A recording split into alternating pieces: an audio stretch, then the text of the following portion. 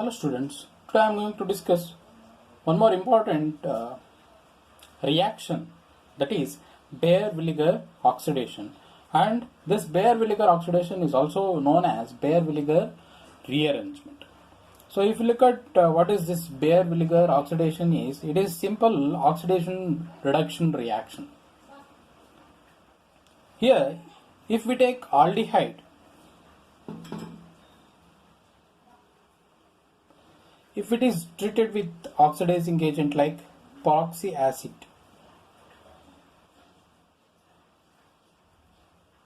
so this aldehyde will undergo oxidation to form carboxylic acid derivative, and at the same time this whatever the peroxy acid we are using, it is a oxidizing agent, it will undergo reduction and it is also form carboxylic acid. So overall we can call it is a simple oxidation reduction reaction. So here the aldehyde will act as a reducing agent, it will undergo oxidation, whereas peroxy acid is an oxidizing agent, it will undergo reduction. If we take the starting material ketones, acyclic ketones upon treatment with peroxy acid will also undergo oxidation reduction reaction, that is ketone will undergo oxidation to form carboxylic acid ester derivative, and this peroxy acid will undergo reduction to form carboxylic acid. So this is in the case of ketone. If we take ketone, it will undergo oxidation to form carboxylic acid ester derivative. Suppose if the starting substrate is cyclic ketone, which upon treatment with peroxy acid will undergo oxidation and it is going to form cyclic ester, and they are called lactones. That is, these lactones or it is cyclic ester will be formed, and this peroxy acid, same thing, it will undergo reduction to give carboxylic acid as byproduct.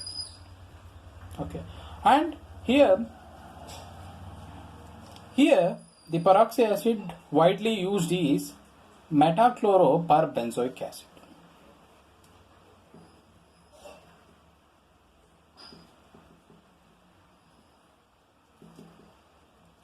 So this is the structure of metachloroperbenzoic acid and it is abbreviated as MCPBA. So this is widely used organic peroxy acid for carrying out oxidation, Baeyer-Villiger oxidation. Other than this metachloroperbenzoic acid are trifluoroparastic acid, H2O2 in NaOH are also be used for carrying out this oxidation reaction. But most widely used is metachloroperbenzoic acid.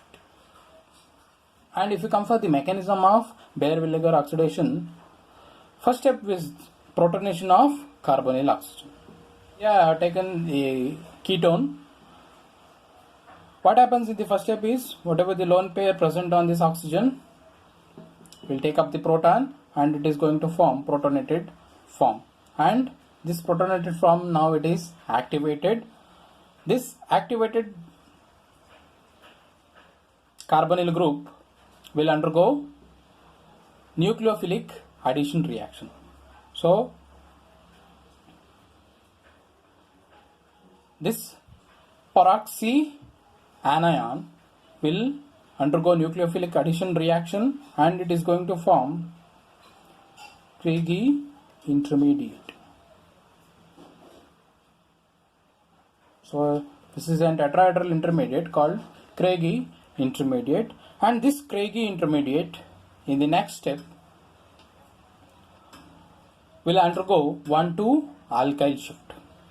So this lone pair of electron will shift here, and one of the group attached to the carbonyl group will migrate to this oxygen, and it is going to form protonated ester. And in the last step there will be deprotonation. This protonated ester which is formed will lose a proton, and it is going to form corresponding ester.